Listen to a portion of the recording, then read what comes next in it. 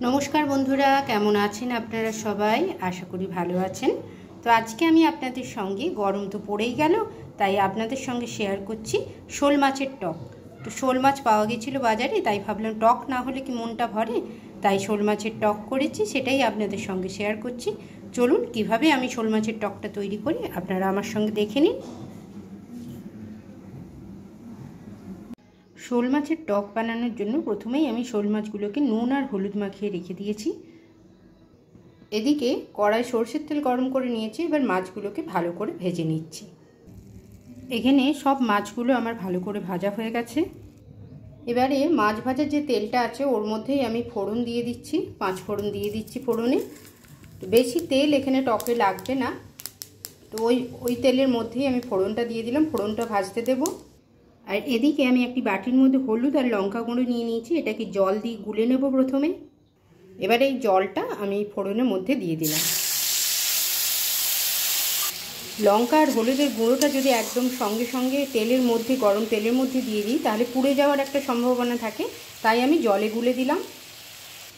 এবারে এইদিকে দেখুন, এই যে আমশিগুলোকে আমি ভিজিয়ে রেখেছিলাম প্রায় 15-20 মিনিট আগে, ভালো করে এগুলো ভেজে গেছে।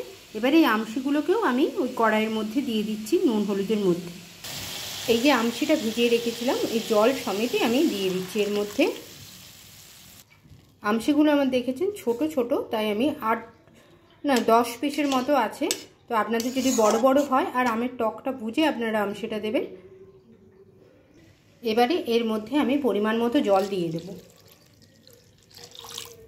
আমশিগুলো জুসের মধ্যে বেশ কিছুক্ষণ ফুটে উঠেছে। এবার আমি স্বাদ মতো নুন আর মিষ্টিটা দিয়ে দেব। দিয়ে দিচ্ছি পরিমাণ মতো নুন আর মিষ্টি।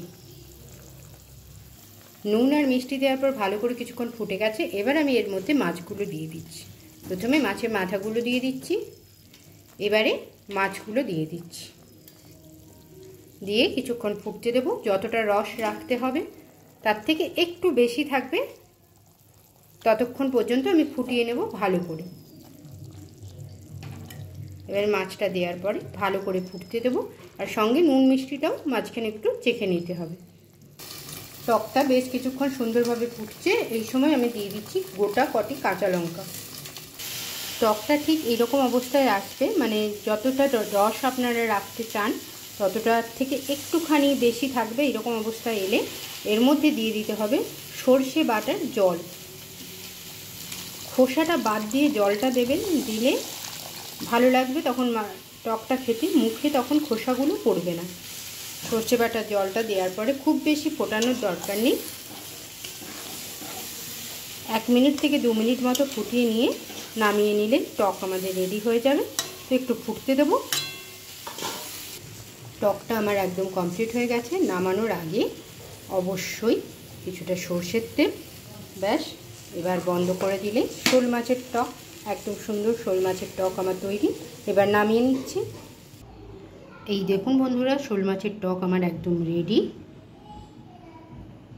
খেতে তো সুন্দরই হয়, আপনারা জানেন খুবই সুন্দর হয় খেতে। তো এই গরম পড়ছে, এই সময় একটু এরকম আমশি দিয়ে বা কাঁচা আম দিয়ে শোল মাছের টক, আলু সেদ্ধ আর ভাত, বাঙালির আর কিছুই চাই না। তাহলে এইভাবে একবার বাড়িতে ট্রাই করবেন আর আমাকে অতি অবশ্যই জানাবেন, বা আপনারা কি করে করেন সেটাও একটু আমার সঙ্গে শেয়ার করতে পারেন। তাহলে বন্ধুরা আজকের মতো এইটুকুই রাখলাম। নমস্কার, আবার দেখা হবে।